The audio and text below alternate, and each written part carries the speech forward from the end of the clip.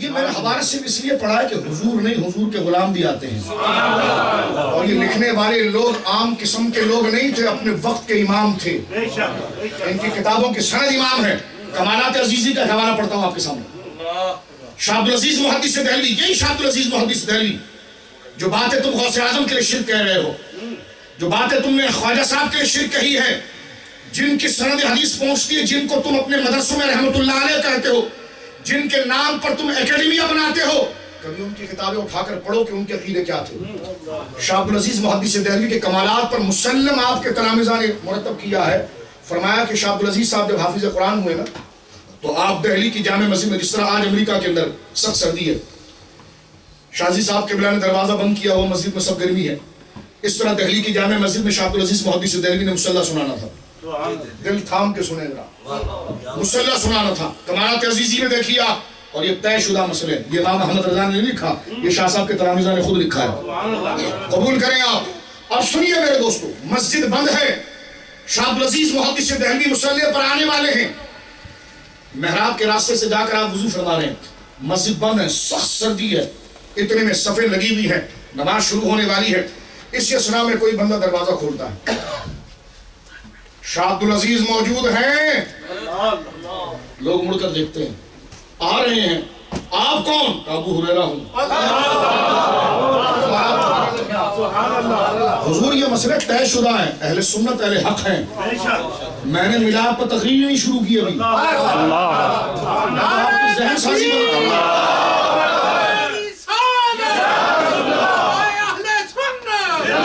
اعتماد آپ کو دلا رہا ہوں، صرف آپ کو اعتماد دلا رہا ہوں کہ جن کے ساتھ آپ ہیں جڑے رہیے، یہی قادری، چشتی، نقشبندی، سہروردی آپ کو جنت میں لے جائیں گے، اس میں شک نہ کرنا۔ توجہ سنیے، یہ بات میں اس لیے عرض کر رہا ہوں آپ کے سامنے، دروازہ کھلا، سردی کی راتیں، یہ آج امریکہ میں لکھی ہوئی کتابیں نہیں ہیں، یہ صدیوں پرانی لکھی ہوئی کتابیں ہیں، بعد میں اس ریفرنس پہ امداد المشتاق میں تھانوی صاحب نے خود نقل کی ہیں، یہ ایسی کتابیں نہیں ہیں، یہ ایک ماخذ اصلی ہے۔ دروازہ کھلتا ہے سردی کی راتیں مسجد کا، کہ عبدالعزیز ہیں، کسی نے کہا جی وضو کرنے گئے، آ رہے مصلح سنائیں گے، آپ کون؟ کہ ابو ہریرہ، دہلی کے اندر ابو ہریرہ، لوگ کہتے ہیں حیران ہیں، وہ دور بات کر رہے ہیں اور لگتا یوں تھا جسے ہمارے سے بات کر رہے ہیں، مسجد ان کی آواز سے گونج رہی ہے، کہتے ہیں میں ابو ہریرہ ہوں، انتظار کرو رسول اللہ آنے والے ہیں۔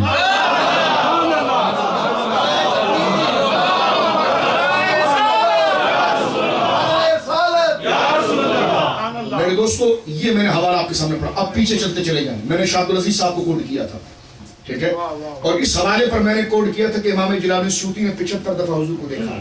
اب اس کو طے کرتے ہیں، بھولے نہیں ہیں ہم، آگے جا کر اس کو طے کرتے ہیں۔ صرف مسئلے کو کھولنے کے لیے میں نے آپ کو بتایا کہ بزرگان دین کرم فرماتے ہیں، آتے ہیں، بلکہ واضح طور پر یہاں تک لکھا ہے کہ مولوی اسماعیل دہلوی صاحب جنہوں نے اس فتنے کی بیج ڈالی تھی، وہ خود لکھتے ہیں کہ جب میرے پیر سید احمد رائے بریلی بالغ ہوئے تو بغداد سے غوث اعظم کی روح چلی، اور بخارا سے شیخ بہاءالحق نقشبند کی روح چلی، دونوں روحیں چلی اور دہلی پہنچی۔ میں نے کہا ایڈریس کیسے پتا چلا؟ ایڈریس کیسے پتا چلا؟ کہ دونوں روحیں پہنچی، اور میرے پیر جب بالغ ہو چکے ہیں، ابھی یعنی عمر میں بلاغت پر پہنچے ہیں، غوث اعظم کی روح کہنے لگی کہ میں انہیں سلسلہ قادریہ میں کمال پر پہنچاؤں گی۔ بہاءالحق نقشبند علیہ رحمہ کی روح کہنے لگی میں سلسلہ نقشبندیہ میں ان کو کمال پر پہنچاؤں گی۔ دونوں روحوں میں اختلاف ہوا، جس بندے نے امت کو بانٹا ہے وہ خود اپنے پیر کے لیے لکھتا ہے کہ پھر دونوں روحوں میں اتفاق ہوا کہ دونوں بیک وقت اس سید احمد رائے بریلی پر گویا کہ نفوذ کریں گے، تو کہتے ہیں سلسلہ قادریہ سے شیخ صاحب کی روح اور سلسلہ نقشبندیہ سے بخاری صاحب کی روح، بیک وقت دونوں روحوں نے سید احمد رائے بریلی کو سلسلہ نقشبندی اور قادری میں پورا کیا۔ میں نے کہا میں اس کا انکار نہیں کرتا، لیکن کہنا یہ چاہتا ہوں کہ پیر اگر تمہارا ہو، استاذ تمہارا ہو، تو غوث اعظم کی روح بھی آ جائے تو شرک نہیں۔ بعد وصال صدیوں کے بعد اگر وہ فیض دے دے تب بھی شرک نہیں۔ مولانا جھگڑ نہیں رہا، لیکن یہ بتا رہا ہوں یہ بات ہے تو ایسی، چھپ چھپ کے آپ بھی اس کا اقرار کر رہے ہو۔ میں یہی کہہ رہا تھا کہ جو مسئلے مسلم ہے اس کو چھیڑے نہیں آپ، جو مسئلے مسلم ہے اس کو چھیڑے نہیں، تاکہ نوجوانوں کو آگے چلنے کا موقع ملے، آگے چلنے کا بولیے موقع ملے۔ اب آئیے میں پیر محلی شاہ صاحب کا حوالہ آپ کے سامنے پیش کر رہا تھا، اور میں نے سرکار پیر محلی شاہ صاحب کا حوالہ اس لیے دیا تھا آپ کو، نام آپ کا یہ لیا کہ الحمدللہ آج ان کا عرس پاک بھی ہے، اور اگر بزرگوں کی کتابوں کا نام لیا جائے اور نام لینے کے بعد بزرگوں کا کتابوں کا نام لے کر ان کا حوالہ نہ دیا جائے تو یہ بہت بڑی محرومی ہے۔ شاہ عبدالعزیز صاحب اپنی کتاب میں لکھتے ہیں، امام سیوطی کا رتبہ آپ نے سن لیا، ان کے شاگرد امام قسطلانی جنہوں نے بخاری کی شرح لکھی، ارشاد الساری شرح بخاری، بڑی مشہور کتاب ہے، اصل تو انہوں نے فتح الباری سے لیا ہے لیکن شاگرد امام سیوطی کے۔ اگر آپ فتح الباری اور ارشاد الساری سامنے رکھیں تو بس یوں کہ سمجھیں گے کہ ابن حجر تفسیر سے کلام کر رہے ہیں اور اس کا خلاصہ نقل کر رہے ہیں، لیکن علامہ قسطلانی جو ہے احمد بن محمد قسطلانی، یہ شاگرد کس کے؟ امام سیوطی کے۔ امام سیوطی نے، اس سے آپ کو ادب بتا رہا ہوں کہ ادب کتنا ملحوظ رہا ہے۔ امام سیوطی نے رسول اللہ کی زندگی پر ایک کتاب لکھی، خصائص الکبریٰ، میرے آقا کی زندگی پر کتاب لکھی، خصائص الکبریٰ، یعنی حضور کی جو بڑی بڑی خاصیتیں ہیں نا وہ انہوں نے جمع کی اس پاکیزہ کتاب میں، اور اس کا اردو ترجمہ آ گیا، آپ اپنے گھروں میں رکھ کر اس کو مطالعہ کریں، انگریزی میں بھی اس کا ترجمہ آ گیا کہ اللہ نے میرے محبوب کو کیا شان عطا فرمائی ہے۔ امام سیوطی کو اس کتاب پر ولایت کبریٰ ملی ہے، اس کتاب پر، یہ جو خصائص کبریٰ انہوں نے لکھی نا، اس کے صدقے سرکار غوث اعظم کے دربار سے ان کے سر پر قطبیت کا تاج رکھا گیا۔ امام سیوطی کو جو ولایت ملی ہے اس کتاب کی وجہ سے، اتنی مقدس کتاب ہے۔ میں کتابوں کا تعارف کراؤں تو امام سیوطی رحمۃ اللہ علیہ کی کتاب خصائص الکبریٰ انہوں نے لکھی سرکار کی شان میں۔ ان کے شاگرد ہیں امام قسطلانی، انہوں نے حضور کی سیرت پر کتاب لکھی المواہب اللدنیہ، ٹھیک ہے، اور انہوں نے لکھی یہ کتاب اور سارا لیا اپنے استاذ کی کتاب سے، مواہب اللدنیہ نقل کرنے میں سارا لیا اپنے استاد خصائص الکبریٰ سے۔ امام سیوطی اپنے گھر میں بیٹھے ہوئے تھے، آپ دیکھیں ان کا سینہ حسد سے پاک ہے، بخس سے پاک ہے، یہ ڈر کر میں اور محبت میں پیر محلی شاہ صاحب کو میں نے نام لیا ہے۔ اب ذرا بنیاد سمجھیے اس کی آپ۔ امام سیوطی کو کسی نے کتاب لا کر دی کہ آپ کے شاگرد نے بڑی زوردار کتاب لکھی، ذرا پڑھیں اس کو آپ۔ امام سیوطی نے کھولی المواہب کو، کہا ارے یہ تو انداز بھی میرا، یہ تو دلائل بھی میرے، یہ تو ترتیب بھی میری ہے، صفحہ پلٹایا، میری کتاب کا کہیں نام ہی نہیں، میری کتاب کا کہیں نام ہی نہیں۔ امام سیوطی نام نہیں چاہتے تھے، وہ یہ چاہتے تھے کہ میری کتاب کا نام تو لکھ، تو پڑھنے والے جب میری کتاب کو دیکھے گا تو اس طرح تیرے لیے دعا کر رہا ہے تو میرے لیے بھی کرے گا۔ سبحان اللہ۔ آپ نے بلایا امام احمد بن محمد قسطلانی کو اور مصر کے علماء کو بلایا، فرمایا میں اپنے شاگرد کو آپ کرتا ہوں اور اپنی شاگردی سے خارج کرتا ہوں۔ پوچھو کیا حضور آپ جیسا ولی کامل انتہائی شفیق اور نفیس آدمی یہ کام کر رہا ہے؟ فرمایا اس نے یہ کام کیا کہ سارا چرایا میری کتاب سے اور میرا نام نہیں لیا۔ تو امام قسطلانی کہنے کہ حضور میں اس کو دوبارہ چھپوا دوں گا اور اب آپ کا نام دوں گا۔ فرمایا نہیں، دفع ہو جائے یہاں سے۔ امام شاہ عبدالعزیز لکھتے ہیں بستان المحدثین میں کہ کئی دفعہ مصر کے بڑے بڑے علماء کو لے کر علامہ قسطلانی امام سیوطی کی بارگاہ میں گئے، لیکن امام سیوطی قبر میں تو چلے گئے لیکن معاف نہیں کیا، قبر میں چلے گئے لیکن معاف نہیں کیا۔ تو اس لیے میں نے پیر محلی شاہ صاحب کا نام لیا، اس لیے میں نے پیر محلی شاہ صاحب کا نام لیا۔ اب پیر محلی شاہ صاحب کیا فرماتے ہیں یہ سنیے جہاں سے میں نے گفتگو شروع کی تھی کہ ایسا جملہ لکھو کہ جس میں خدا ہونے کا شک پیدا نہ ہو، اور ایسا جملہ لکھو جس میں اپنے طرح ہونے کا شک پیدا نہ ہو۔ آپ لکھتے ہیں کہ جب حضور کے لیے بشر کا لفظ بولو گے تم تو سائر میں فوراً فضیلت کا لفظ بھی بولو گے۔ پوچھا گیا حضور اس کی دلیل کیا ہے؟ فرمایا اس کی دلیل یہ ہے کہ جب حضور کو کہا گیا اشہد ان محمد عبدہ، کہ یہ محمد صلی اللہ علیہ وسلم جن کی میں گواہی دیتا ہوں یہ اللہ کے بندے ہیں، تو حضرت پیر محلی شاہ صاحب فرماتے فوراً دیکھ آگے کیا ہوتا ہے، ورسولہ، عبد اس لیے کہا گیا کہ نہ تو خدا نہ یہ خدا، تو بھی بندہ یہ بھی بندہ، اور رسول اس لیے کہا گیا کہ تیری طرح بندے نہیں، یہ آقا ہے، مولا ہے۔ فرمایا رسول کہہ کر فضیلت بتائی گئی اور عبد کہہ کر الوہیت کی نفی کی گئی، یہ تقاضا ہے حضور کی محبت کا۔ اور اس میں میرے دوستو ایک بات مزید آپ جو ہے وہ سماعت کریں، یہ تو دائرہ آ گیا حضور کی محبت کا، کیا آگے بولیے؟ دائرہ آ گیا کہ حضور کی ہم تعریف کریں گے تو نہ خدا کہیں گے نہ خدا کا بیٹا کہیں گے، ٹھیک ہے، اور نہ اپنے مثل بشر کہیں گے، ٹھیک ہے۔ اچھا دلائل جو قرآن کے اندر آئیں گے، اب یہ سب سے بڑا مسئلہ جھگڑے کا یہ بنتا ہے کہ دلائل جو آئیں گے قرآن کے اندر تو اس لفظ کا، اس قرآن کی آیت کا ایک ہی معنی کیا جائے گا، ایک ہی معنی کیا جائے گا یا اس کے کئی معنی کیے جائیں گے؟ ہم یہ کہتے ہیں سنیے بھائی، اگر بات احکام کی ہوگی، شریعت کی ہوگی، توجہ سے سنیے گا، بہت بنیادی بات عرض کر رہا ہوں۔ قرآن کے مضمون 4 قسم پر ہیں، قرآن کی آیتیں جتنی ہیں 30 پاروں میں وہ 4 موضوع پر ہیں. عقیدہ بیان کرتی ہے، عبادات کو بیان کرتی ہے، اخلاق کو بیان کرتی ہے اور فضائل کو بیان کرتی ہے. ٹھیک ہے. اب عقیدے کے اندر جو بات آئے گی وہ آیت محکم ہوگی، اس کا جو ایک معنی بن گیا اس معنی کو لیا جائے گا. شریعت میں جو معنی متعین ہو گیا شریعت کے اعتبار سے احکام کے حوالے سے اس کو لیا جائے گا.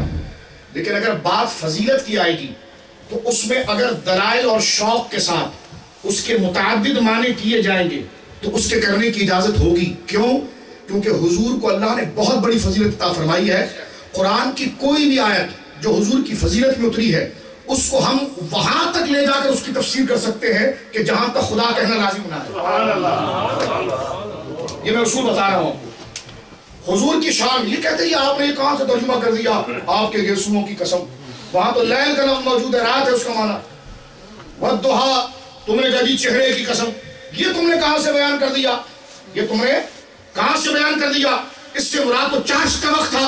ہم نے کہا سنیں ایک بات، جو بیان ہوا وہ خلاف بھی نہیں ہے. جو بیان ہوا وہ خلاف بھی نہیں. اس کی وجہ یہ ہے کہ فضیلت کسی قرآن کی آیت کی تشریح کے ہم وہاں تک لے کے جائیں گے جہاں تک خدا کہنا لازم نہ ہے. سبحان اللہ. یہ قاعدہ ہے. آپ اس چیز کو ایکسپٹ کریں گے تو آپ کا دل حضور کی محبت کے لیے بیدار ہوگا. ہم ان سے سوال کرتے ہیں، وہ کہنے کے بعد سمجھ میں نہیں آئی. نہیں، قرآن کا ایک ہی معنی ہوگا. میں نے کہا وہ ایک معنی عقیدے میں ہوگا.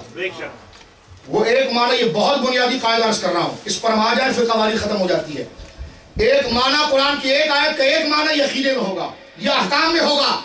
فضیلت کے اندر جو دائرہ متعین ہے اس کے کئی معنی بڑا بڑا کر لے جائے جا سکتے ہیں. فضیلت میں بڑا بڑا کر لے جا سکتے ہیں. کہاں تک؟ جہاں تک اس کی گنجائش ہے. اگر حضور کے لیے ایک آیت پر دعا اتری ہے تو اس آیت کا ہر وہ معنوی ترجمہ کیا جا سکتا ہے جس سے صرف خدا نہ کہنے والی بات ثابت نہ ہو. مثال کے طور پر لوگ یہ کہتے ہیں نا آپ نے قرآن سے میلاد نکال دیا، یہ نکال دیا. اس پر ایک بات میں آپ کے سامنے کر رہا تھا تو میں نے کہا کہ دیکھو یہ قاعدے سارے طے ہو چکے ہیں. کہا وہ کیسے؟ میں نے کہا سنو، حضرت عمر ایک دفعہ حضور کے پاس آئے. حضرت عمر ایک دفعہ حضور کے پاس آئے. یہ علامہ شہاب الدین خفاجی رحمۃ اللہ علیہ نسیم الریاض نے اس بات کو لکھا ہے. آئے اور کہنے لگے حضور میں نے ایک بڑی عجیب تعریف آپ کے قرآن میں دیکھی ہے. سرکار نے فرمایا کون سی تعریف دیکھی ہے؟ فرمایا وانت حل بہذا البلد. اب اس کا لغوی معنی علماء بیٹھے ہوئے ذرا پوچھ لیا. وانت حل بہذا البلد اس کا معنی یہ بنتا ہے کہ آپ مکے میں رہتے ہیں. لا اقسم بہذا البلد، ہمیں مکہ شہر کی قسم. وانت حل بہذا البلد، آپ مکہ میں رہتے ہیں. آپ مکہ میں لا اقسم بہذا البلد، یہ قسم ہے. محبوب ہم قسم اٹھاتے ہیں مکہ کی، ہم قسم اٹھاتے ہیں لا اقسم بہذا البلد. اے محبوب ہم قسم اٹھاتے ہیں مکہ کی. کیوں؟ جواب قسم کیا ہے؟ کیوں قسم اٹھاتا ہے مولا؟ اللہ فرماتا ہے وانت حل بہذا البلد، اس لیے قسم اٹھاتے ہیں کہ تو یہاں رہتا ہے. معنی پورا ہو گیا. ٹھیک ہے، معنی پورا ہوا. لیکن حضرت عمر اس کا کیا معنی کرتا ہوں؟ سبحان اللہ. میں نے پہلے کہا تھا معنی کو فضیلت میں وہاں تک لے جائیں گے جہاں تک ایک سرحد ہو کہ خدا کہنا لازم ہے. اب یہ آیت سب پڑھتے تھے، سب صحابیوں نے پڑھی، لیکن حضرت عمر کے عشق میں اس کا ایک ترجمہ کیا. گئے حضور کے پاس آیت کو لے کر، کہنے کہ حضور میں نے ایک بڑی عجیب فضیلت آپ کی دیکھی. سرکار نے فرمایا کیا دیکھی؟ کون سی آیت میں دیکھی؟ فرمایا وانت حل بہذا البلد. سرکار نے مسکرایا، فرمایا اس سے کیا سمجھا تھی؟ اس کا تو معنی یہی بنتا تھا کہ آپ اس مدینے کی، آپ اس مکے کی گلیوں میں چلتے ہیں، آپ یہاں رہتے ہیں، بس یہ ترجمہ اس کا. لیکن حضرت عمر کہتے ہیں میرا عشق ایک ترجمہ کرتا ہے یا رسول اللہ. اس کا فرمایا کیا ترجمہ کرتا ہے؟ فرمایا کہ قد بلغ من فضیلتک عند اللہ تعالی. قد بلغ فضیلتک عند اللہ تعالی. حضور میں نے دیکھا کہ یہ آیت آپ کی فضیلت کو ایسے بیان کرتی ہے کہ اللہ رب العالمین جس نے آسمان کو پیدا کیا، جس نے زمین کو پیدا کیا، جس نے سمندر کو پیدا کیا، جو رب العالمین ہے، ساری عزتیں اس کے ہی شاہ ہیں. میں اس آیت کو دیکھتا ہوں وَأَنْتَ حِلٌّ بِهَذَا الْبَلَدِ، تو میری آنکھیں اور میرا وجدان، میرا عشق اس کا ترجمہ یہ کرتا ہے کہ وَأَنْتَ حِلٌّ بِهَذَا الْبَلَدِ، یعنی أَنْ أَقْسَمَ بِتُرَابِ قَدَمَيْكَ، کہ میں اس کے یہ ترجمہ کرتا ہوں کہ محبوب جہاں تیری تلیاں رکھتی ہے، تیری تلیوں کی نہیں، اس کے نیچے جو مٹی رکھتی ہے، میں رب اس مٹی کی بھی قسم اٹھاتا ہوں.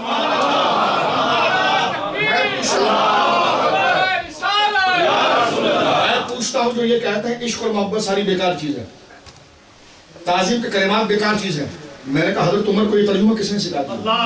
سبحان اللہ، اللہ رب العالمین جو رب العالمین ہے، جو عرش و فرش کا مالک ہے، جو ہمارا خالق و مالک ہے، کہتے ہیں ان اقسم بالتراب، اللہ قسم اٹھاتا۔ حالانکہ وانت حل کا معنی یہ کہ آپ مدینے میں مکے میں چلتے ہیں، آپ مکے میں چلتے ہیں، ایک معنی یہ ہے کہ ہم نے مکہ کی قسم اٹھائی۔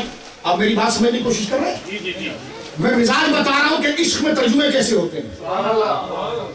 ترجمہ صرف گرامر سے نہیں ہوتا، عشق سے بھی ہوتا ہے۔ نہیں سمجھا؟ عشق جب دل میں لگتا ہے نا تو ترجمہ چینج ہو جاتا ہے، ترجمہ چینج ہو جاتا ہے۔ وہ عشق کی حد میں نے بتا دی ہے، اس ایک حد کے اندر ترجمہ ہوتا ہے۔ کل میں نے حدیث پڑھی ہے، طبرانی میں موجود ہے، اسلم بن شریک حضور کے صحابی ہیں، اسلم بن شریک غسل کی حاجت ہو گئی، جنابت میں آ گئے۔ ان کا کام تھا کہ اونٹنی کے اوپر حضور کے لیے کرسی باندھنا، قجاوہ باندھنا۔ کیا کرنا؟ قجاوہ باندھنا، کرسی باندھنا۔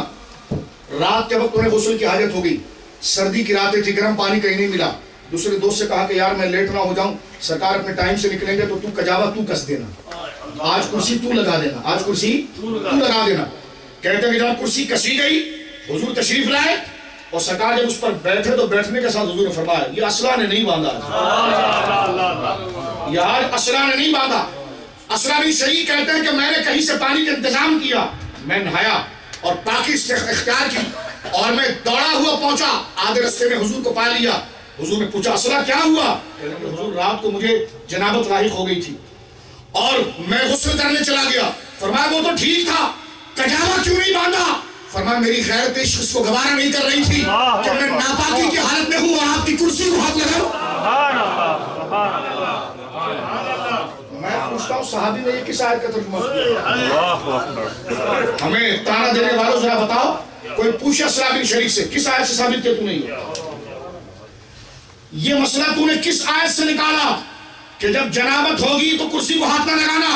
اسلم بن شریک یہی کہیں گے وَتُوَزِّرُوا وَتُوَقِّرُوا سے نکالا، وَأَنْتَ حِلٌّ بِهَذَا الْبَلَدِ سے نکالا، وَالضُّحَىٰ وَاللَّيْلِ إِذَا سَجَىٰ سے نکالا، لَا أُقْسِمُ بِهَذَا الْبَلَدِ وَأَنْتَ حِلٌّ بِهَذَا الْبَلَدِ سے نکالا، وَلَسَوْفَ يُؤْتِيكَ رَبُّكَ فَتَرْضَىٰ سے نکالا، إِنَّا أَعْطَيْنَاكَ الْكَوْثَرَ سے نکالا، لَعَمْرُكَ إِنَّهُمْ لَفِي سَكْرَتِهِمْ يَعْمَهُونَ سے نکالا، وَمَا أَرْسَلْنَاكَ إِلَّا رَحْمَةً لِّلْعَالَمِينَ سے نکالا، عَسَىٰ أَن يَبْعَثَكَ رَبُّكَ مَقَامًا مَحْمُودًا سے نکالا، فَإِنَّكَ بِأَعْيُنِنَا سے نکالا، الَّذِي يَرَاكَ حِينَ تَقُومُ وَتَقَلُّبَكَ فِي السَّاجِدِينَ اس سے نکالا، إِنَّ شَانِئَكَ هُوَ الْأَبْتَرُ اس سے نکالا، اور فرمایا تبت یدا ابی لہب وتب اس سے نکالا۔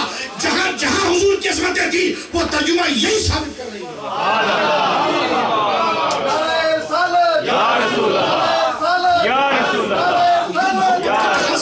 محبت کے تقاضے ہوتے ہیں۔ کل میں نے ایک روایت اور بھی پڑھی ہے بخاری شریف کی، کہتے ہیں جی آپ نے یہ کھڑے ہونے کا تقاضا کہاں سے نکالا؟ ہم نے کہ قرآن کے اس حکم سے نکالا کہ محبوب ساری عزتیں ہم نے تمہیں دی ہیں۔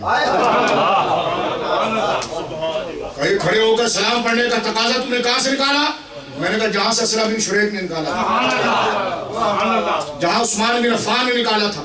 عثمان بن عفان میدان میں ہاتھ اٹھا کر کہتے ہیں وَلَا مَسَسْتُ يَدِي عَلَى فَرْجِي مُنْذُ بَائِعَةِ رَسُولِ اللَّهِ۔ عثمان غنی لوگ کہتے ہیں جی نبی سے نماز لو روزہ لو، میں نے کہا نماز لو روزہ لو لیکن اس پر محبت و تعظیم کا رنگ چڑھاؤ، محبت و تعظیم کا رنگ چڑھاؤ۔ عثمان غنی خلیفہ اسلام کہتے ہیں وَلَا مَسَسْتُ يَدِي سیدھا ہاتھ اٹھا کر کہتے ہیں وَلَا مَسَسْتُ يَدِي عَلَى فَرْجِي مُنْذُ بَائِعَةِ رَسُولِ اللَّهِ۔ فرماتے جب پہلی دفعہ میں آپ کے ہاتھ پر مرید ہوا تھا اور رسول اللہ کے ہاتھ میں یہ ہاتھ دیا تھا، رب کعبہ کی قسم اس کے بعد یہ ہاتھ قرآن پر تو لگا ہے شرمگاہ پر کبھی نہیں لگا۔ میں پوچھتا ہوں پوچھئے عثمان غنی سے کون سی آیت سے آپ نے لگا؟ اگر وہ ہاتھ شرمگاہ پر لگ بھی جاتا تو کیا توہین تھی؟ فرمائے تو فقہی ترجمہ ہے عشق میں تو توہین تھی، عشق میں تو توہین تھی۔ کوئی عثمان غنی رضی اللہ تعالیٰ سے پوچھے، ہم سے لوگ پوچھتے ہیں انگوٹھا چومنے کا مسئلہ کہاں سے نکالا؟ میں نے کہا جہاں سے حضرت عثمان غنی نے نکالا، جہاں سے اسلم بن شریک نے نکالا، جہاں سے اسلم بن شریک نے نکالا وہاں سے میں نکالا۔ بخاری کو اٹھا کر دیکھیں کتاب الصلاح، گدھے کے پیشاب میں کبھی خوشبو ہوتی ہے؟ بولے گدھے کے پیشاب میں کبھی خوشبو ہوتی ہے؟ سرکار جس جانور پر سوار ہوتے تھے جو گدھا تھا یافور شریف، سبحان اللہ، یافور شریف صحابہ اس گدھے کا بھی ادب کرتے تھے. یہ نماز پڑھیں، داڑھی رکھیں، پگڑی باندھے. میں نے کہا صحابہ اس گدھے نے اس گدھے کے پیشاب کا بھی احترام کرتے تھے. آپ کہیں گے شاہ جی بہت سخت بات کر رہے ہو. میں نے کہا واللہ یہ لکھا ہوا ہے، خدا کی قسم یہ لکھا ہوا ہے. مولوی صاحب تمہیں عشق لگا نہیں ہے، جن کو عشق لگ گیا وہ جانور کے پیشاب تک قدم کرتے ہیں. عشق لگا نہیں ہے. بخاری شریف اٹھائیں کتاب الصلاح. کیا پڑھائی تم نے بخاری شریف کتاب الصلاح اٹھائیں. صلاح سرکار کو خبر ہوئی کہ فلاں قبیلے میں جھگڑا ہو گیا ہے، لوگ لڑ رہے ہیں. حضور کو کہا حضور چلیں. سرکار نے کہا چلو، اور حوالہ پڑھ دوں بخاری کتاب الصلاح کی تیسری حدیث ہے یہ. اور یہ بالکل جو ہمارے ہم تو مدرسوں میں جو پڑھتے پڑھاتے ہیں بڑی جلدیں ہیں اس کی. تو میں نے کتاب الصلاح اس لیے ذکر کیا کہ ایڈیشن مختلف ہوتے ہیں نا. تو بخاری جو ہے نا وہ 8 کتابوں کا مجموعہ ہے، کیونکہ جامع ہے نا، جامع ہے نا. کہ تو کتاب الوحی ہے، تو کتاب الغسل ہے، تو کتاب الصلاۃ ہے، تو کتاب الزکوٰۃ ہے، کتاب الجہاد ہے، تو کتاب المناقب ہے، تو کتاب المغازی ہے، تو کتاب الصلاح ہے. تو یہ 8 کے قریب کتابوں کا مجموعہ ہے. اور یہ 8 کتابیں ابواب جب جمتی ہے تو ایک بخاری بنتی ہے. تو میں چاہتا تو آپ کو صفحہ نمبر 370 کا حوالہ دیتا، جو ہمارے کراچی میں جو ہم پڑھتے پڑھاتے ہیں بخاری شریف لمبی حصے، تو اس کا صفحہ 370 ہے اور دائیں ہاتھ پر وہ حوالہ موجود ہے. لیکن آپ کہیں گے یہ ہمارے وہاں تو لمبی جلدیں ہوتی نہیں، ہمارے وہاں تو بیروت سے چھپ کر آئی ہیں، مصر سے آئی ہیں. آپ کے مولوی صاحب نے حوالہ غلط کیا. تو میں نے کہا پھر انڈیکس میں جائیں اور پھر کتاب الصلح کو اٹھائیں. یہ آسان ہے. نیٹ پر جائیں، ابھی سرچ کریں، آپ بخاری شریف کھولیں، اس کے انڈیکس میں جائیں، کتاب الصلح کھولیں، اس کی تیسری حدیث دیکھیں آپ. وہ آپ کہیں گے ورس وار فلاں ورس والا. میں نے کہا ٹائی لگا کے ورس پڑھنا اور ہے اور عشق لگا کے حضور کے فضائل بیان کرنا اور ہے. اب ذرا توجہ کیجئے یہاں پر. بخاری شریف کتاب الصلح، حضور کو اطلاع آئی فلاں قبیلے میں جھگڑا ہو گیا. سرکار نے کہا چلو. سرکار گئے صلح کرنے. اس زمانے میں خچروں پر سواری ہوتی تھی، دل تھام کر بیٹھنا. سرکار اپنے اس خچر پر سوار ہو گئے یافور پر. یافور جا رہا ہے، تو جب یافور چلتا تھا تو صحابہ پیچھے چلتے تھے. لوگ کہتے تھے گدھے کی تعظیم ہو رہی ہے. ہم نے کہا مولوی صاحب عشق نہیں لگا تمہیں، یہ عشق نہیں لگا تمہیں، عشق نہیں لگا. عشق لگتا تو تم اسے گدھا نہ کہتے. لوگ مسلمان عشاق تو اپنے بچوں کا نام یافور رکھتے. حضور کے جانور کا نام تھا یافور، اپنے بچے کا نام کیا رکھتے بولیے؟ یافور رکھتے ہیں. توجہ کیجیے آپ. صلح حضور فرمانے کے جانور سے اترے نیچے. وہ جانور تھا لیکن کتنا بادب تھا. جب تک حضور اس پر بیٹھتے وہ پیشاب نہیں کرتا. جب تک حضور اس پر بیٹھتے وہ پیشاب بولیے نہیں کرتا. حضور اس پر بیٹھ گئے وہ پیشاب نہیں کرتا. سرکار اترے، گئے دور قبیلے میں صلح کرانے. سرکار ان سے باتیں کر رہے ہیں، ادھر اس نے پیشاب کر دیا. جب پیشاب اس نے کر لیا تو عبداللہ بن ابی جو منافق تھا، جس کے لیے قرآن مذمت میں سورۃ المنافقون میں 28 بارے اتری ہے، اس نے موقع دے کر رومال اٹھایا اور ناک پر لگایا کہ اوہ اس گدھے کے پیشاب میں کتنی بدبو ہے. قریب میں ایک عاشق صحابی بیٹھا تھا، عبداللہ بن رواحہ، کان قریب. یہ چراغوں میں کیا رکھا ہوا ہے؟ تو عاشق کہتا کیا کہا تم؟ پھر بول کہا یہ چراغوں میں کیا رکھا ہوا ہے؟ تو کہا یہ تو عشق کی عینک لگا کر دیکھ تجھے پتا چلے گا ان چراغوں میں کیا رکھا ہوا ہے. تو یہ عشق کیا ہوتا ہے؟ میں نے کہا یہ تو چراغیں ہیں، یہ تو چراغیں ہیں. صحابی کو دیکھ، جب عبداللہ بن ابی سفید داڑھی اس کے منہ پر تھی، پگڑی اس کے سر پر تھی. میرے نوجوان دوستو 28 پارہ سورۃ المنافقون، اذا جاءک المنافقون قالوا نشهد انک رسول اللہ. اس کا ترجمہ اور تفسیر پڑھ کے دیکھ لیجیے، آپ کو پتہ چل جائے گا اختلاف ہوا کیوں ہے اور آج تک یہ اختلاف چل کیوں رہا ہے. 28 پارہ سورۃ گالی نہیں دے رہا معاذ اللہ، اور مسجد میں گالی دینا جائز بھی نہیں ہے اور نہ ہماری عادت ہے گالی دینے کی، کیونکہ جب اسلام سیدھی بات کرتا ہے، گالی کو ناپسند کرتا تو گالی کون دے سکتا ہے؟ تو یہ بات سب دیانت سے ہو رہی ہے. سورۃ المنافقون، سورۃ المنافقون 28 پارہ.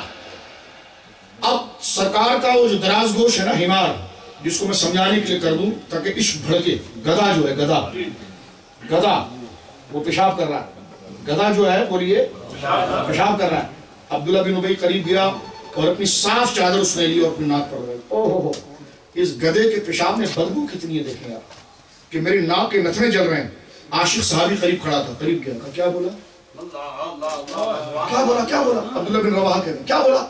کہا اس جانور کے پیشاب میں بدبو ہے. کہاں بدبو ہے؟ وہ یوں کرتے ہیں سبحان اللہ. کہاں بدبو ہے؟ کہا اس جانور کے پیشاب میں بدبو ہے. کہا کس کے جانور کے پیشاب میں؟ کہا یہ یافور رسول اللہ کا جو جانور ہے نا گدھا، اس میں بدبو ہے.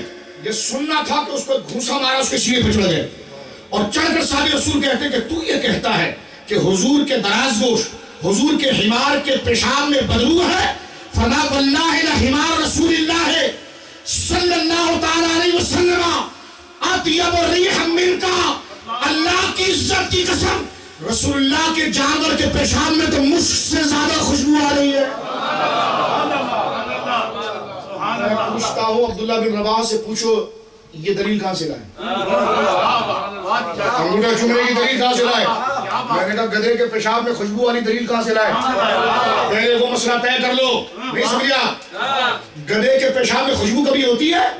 لیکن یہ کہتے ہیں حضور کا گدھا ہے تو لہذا خوشبو ہے. یہ حضور کا گدھا ہے لہذا خوشبو ہے. میں نے عبداللہ بن رواحہ سے چشم تصور میں پوچھا, حضور اس میں قسم اٹھانے کی کیا ضرورت تھی؟ اس میں قسم اٹھانے کی کیا ضرورت تھی؟ اس میں جھگڑے کی کیا ضرورت تھی؟ جانور کے پیشاب میں تو ہوتی بدبو ہے, اس میں قسم اٹھانے کی کیا ضرورت تھی؟ فرمایا وہ تعزروا وتوقروا اس کا تقاضا کر رہا تھا. ورفعنا لك ذکر اس کا تقاضا کر رہا تھا. ان اعطیناک الکوثر اس کا تقاضا کر رہا تھا کہ حضور تو حضور کا جانور تو جانور, اگر اس کا پیشاب بھی ہوگا تو اس کو عام لفظوں میں یاد نہیں کریں گے, خوشبو کہہ کر یاد کریں گے. یہ مزاج عشق ہے. یہ مزاج بولیے عشق ہے. ہم سے پوچھتے چراغوں کی دلیل کہاں سے آ گئی؟ میں نے کہا صلاح بن شریف کے پاس کرسی کو ہاتھ لگانے نہ والی دلیل کہاں سے آ گئی؟ عثمان بن عفان کو ہاتھ نہ لگانے والی دلیل کہاں سے آ گئی؟ میں پوچھتا ہوں عبداللہ بن رواحہ کو گدھے کے پیشاب کو پاک کہنے کی دلیل کہاں سے آ گئی؟ پہلے یہ بارے متعین ہو گیا. ایک بات میں کنفیوژن دور کرنے کے لیے بہت بڑا نقطہ میں نے حل کیا ہے, ذرا توجہ رکھیں اس پر. یہ کہتا ہے جی من حدث فی امرنا ھذا ما لیس منہ فہو رد. بہت حدیث پڑھتے بخاری. ہر وہ کام, حضرت عائشہ کہتی من حدث فی امرنا, جو نیا کام نکالا جائے ہمارے دین میں, ھذا ما لیس منہ, اس کا ترجمہ نہیں کریں گے, آگے چلے جائیں گے. فہو رد, ہر وہ نیا کام جو دین میں نکالا جائے وہ مردود ہے. یہ نیا کام تم نے نکالا. میں نے کہا نانا حدیث کا ترجمہ ذرا ڈھنگ سے کریں حضرت. ہم بھی الحمدللہ امام احمد رضا کے شاگردوں میں سے. ہاں سنیے ذرا, میں نے کہا ڈھنگ سے کریں ترجمہ آپ. من احدث فی امرنا, میری ماں کہتی رسول اللہ نے فرمایا کہ من احدث, جو ایجاد کرے, فی امرنا, ہمارے دین میں اسلام میں نئے کام ایجاد کرے. تو صرف نئے کام ایجاد کرنے سے چیز حرام نہیں ہو جاتی. نئے کام ایجاد کرنے سے چیزیں حرام نہیں ہو جاتی, ورنہ درجنوں چیزیں حرام ہو جائیں گی. یہ مسجد کے مینارے, یہ قرآن کی جلدیں, یہ پکی مسجدیں, یہ گاڑی, یہ کھانا پینا, رہنا, سونا, لباس, غلاف کعبہ, یہ ساری چیزیں سب حرام ہو جائیں گی. بلکہ حضور نے قید لگائی ھذا ما لیس منہ, جس کی اصل میری شریعت میں نہ ہو, جس کا ثبوت میری شریعت میں نہ ہو, جس کا اشارہ میری شریعت میں نہ ہو, جس کی بنیاد میرے دور میں نہ ہو. ایسا کوئی عمل نکالا جائے جس کا کنیکشن میرے دور سے نہ پائے تو فہو رد, وہ کام مردود ہے. اور اگر کنیکشن پائے تو وہ کام سنت ہے. ہم نے کہا میلاد ایجاد نہیں, حضور نے خود میلاد کیا. حضور آپ پیر کے دن کا روزہ کیوں رکھتے ہیں؟ مسلم شریف میں نا, حضور آپ پیر کے دن کا روزہ کیوں رکھتے ہیں؟ حضور نے یہ نہیں فرمایا تم بھی رکھو, میں نبی ہوں, نبی کا ہر کام اجت ہوتا ہے, تم بھی رکھو. نہیں, وہ تو صحابی کو بھی پتا تھا کہ نبی کا ہر کام اجت ہوتا ہے, لیکن وجہ پوچھتا ہے حضور روزہ کیوں رکھتے ہیں؟ سئل عن النبی صلی اللہ علیہ وسلم صوم یوم الاثنین, حضور پیر کے دن کا روزہ کیوں رکھتے ہیں؟ سرکار آگے سے نہیں کہتے تو بھی رکھ دے, بلکہ کہتے فیہ ولدت تو آج میرا میلاد ہے. مسلم شریف اٹھا کہتے فیہ ولدت تو آج میرا میلاد ہے. تو مجھے بتائیے فیہ ولدت تو آج میرا میلاد ہے, تو کیا یہ اصلیت نہیں ہے؟ اور حضور علیہ السلام نے منبر پر بیٹھ کر اپنی والدہ کے وہ کلمات پڑھے ہیں کہ جس وقت میں پیدا ہوا تو میری والدہ نے کہا کہ مجھ سے ایک نور نکلا, اور نور ایسا نکلا کہ میں مکہ میں اپنے گھر میں بیٹھی تھی اور میرے ملک کے شام کے محلات دیکھ لیے. یہ میلاد نہیں ہے, سرکار دو عالم صلی اللہ علیہ وسلم کی یہ دلیلیں نہیں ہے. اور اگر یہ حدیثیں نہ بھی ہوتی تب بھی میلاد حضور کی عظمت کا ایک اظہار ہے, جس کی سرپرستی اصلیت و تعزروا و توقروا کر رہا ہے کہ میرے محبوب کی عظمت کو بیان کرو اور میرے حبیب کے توقیر کو بیان کرو. اس پر میں اختصاراً ایک اور جملہ یہاں پر عرض کر دوں کنفیوژن کو دور کرنے کے لیے. اپنے موضوع پر یہ جو باب میں آپ کے سامنے عرض کر رہا ہوں, اپنی جگہ پر یہ مستقل تقریریں ہیں, لیکن میں آپ کو صرف عنوان گروا رہا ہوں. ایک بات یہ کی جاتی ہے, ہاں بھائی یہ تو ٹھیک ہے کہ میلاد کیا جائے, ذکر میلاد جو ہے وہ کیا جائے، میلاد شریف ہونا چاہیے، ذکر ہونا چاہیے، لیکن یہ جو آپ چراغا کر لیتے ہیں اور یہ جلوس نکالتے ہیں، اس کی کیا دلیل ہے؟ ہم نے کہا اس کی یہی دلیل ہے جو اذان کے لیے منارے کی دلیل ہے۔ اذان کے لیے منارے کی دلیل ہے۔ دیکھو منارہ حضور کے دور میں نہیں تھا، لیکن اذان حضور کے دور میں تھی۔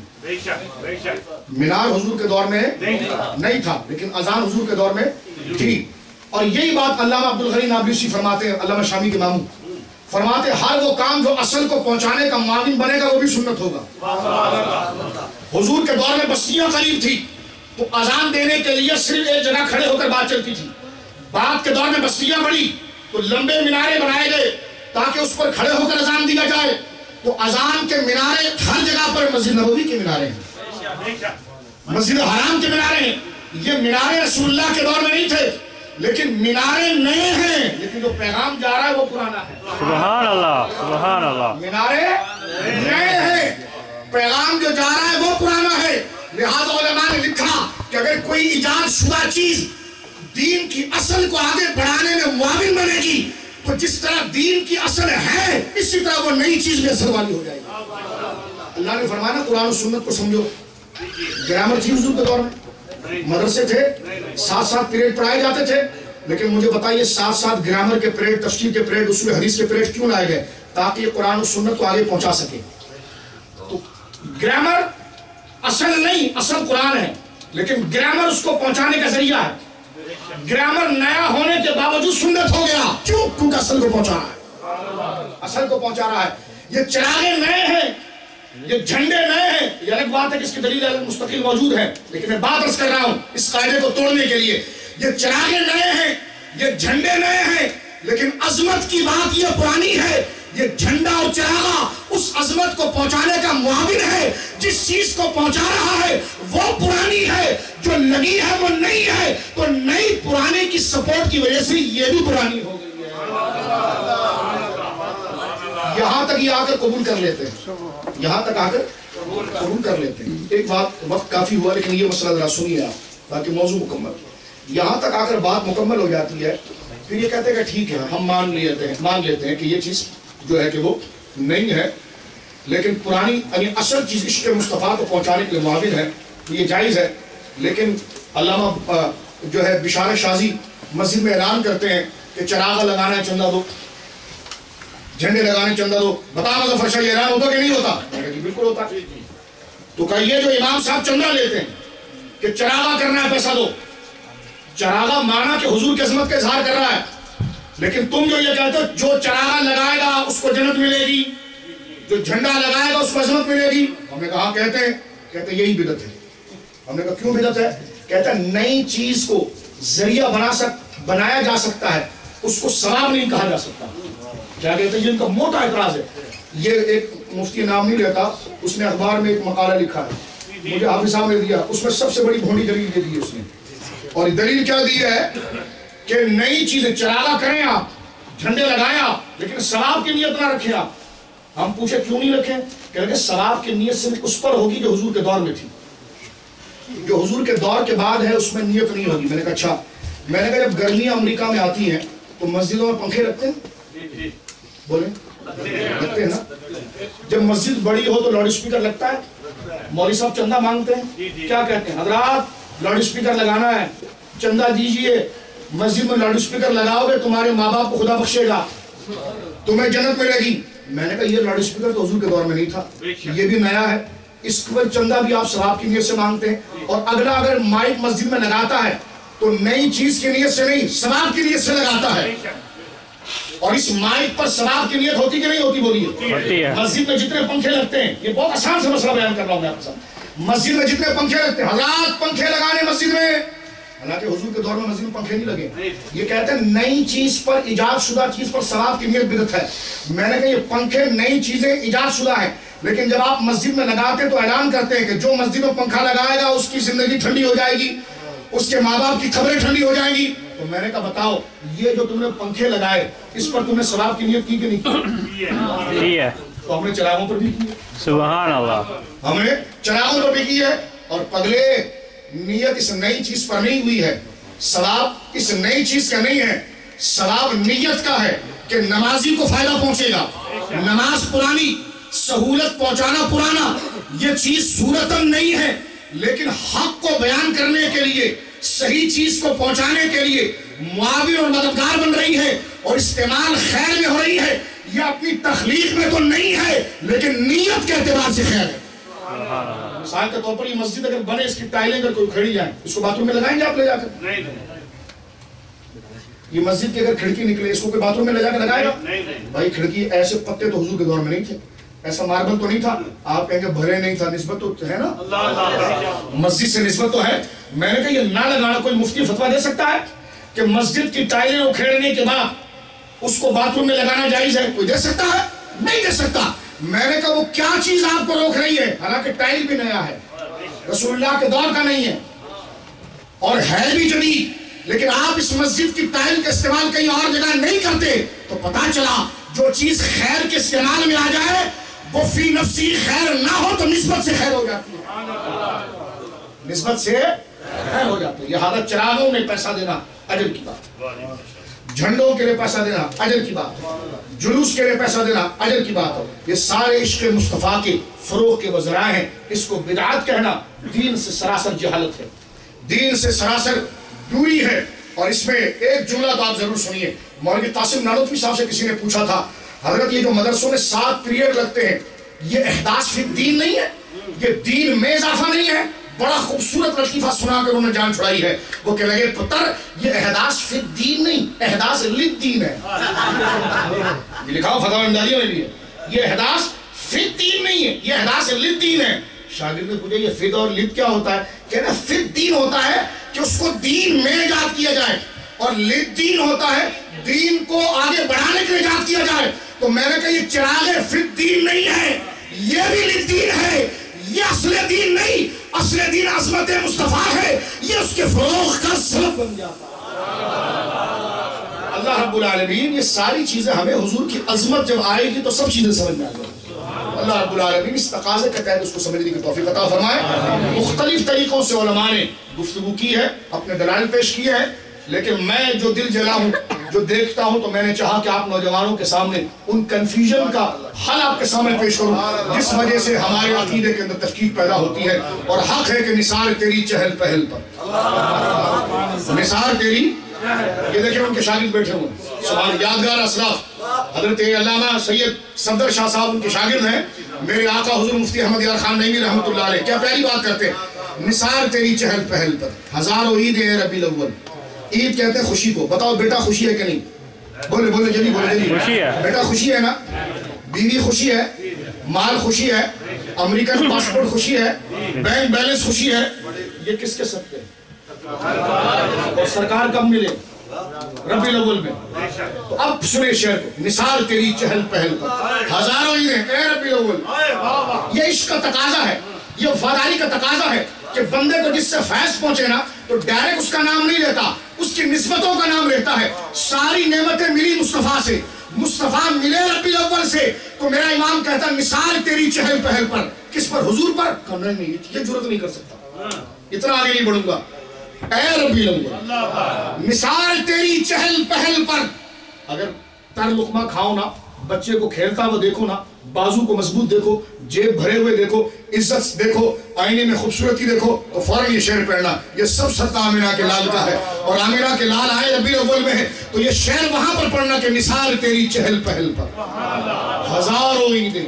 ہزاروں خوشیاں آئیں گی، ہزاروں عیدیں، ہزاروں خوشیاں، بیوی کی صورت میں، ماں کی صورت میں، باپ کی صورت میں، بیٹے کی صورت میں، گاڑی کی صورت میں، وطن کی صورت میں، مال بینک بیلنس کی صورت میں. فرمایا نثار تیری چہل پہل پر ہزاروں عیدیں اے ربیع الاول سوائے ابلیس کے. یہ کیا کہہ دیا؟ میں نے کہا جی ابلیس کہا ہے، قرآن میں بھی اس کا نام ہے، ابا واستکبر وکان من الکافرین. وَإِذْ قُلْنَا لِلْمَلَائِكَةِ اسْجُدُوا لِآدَمَ فَسَجَدُوا إِلَّا ابلیس. کہنے گالی دے رہے ہیں آپ. میں نے کہا قرآن میں لکھا ہوا، آپ کہہ رہے گالی دے رہے ہیں؟ قرآن میں لکھا ہوا. میں نے کسی مولانا کا نام لیا یہاں پر، کسی بندے کا نام لیا یہاں پر، تو کہاں سے گالی ہو گئی؟ تو مل کر پڑھیں میرے ساتھ، نثار تیری، نثار تیری چہل پہل پر ہزاروں عیدیں اے ربیع الاول.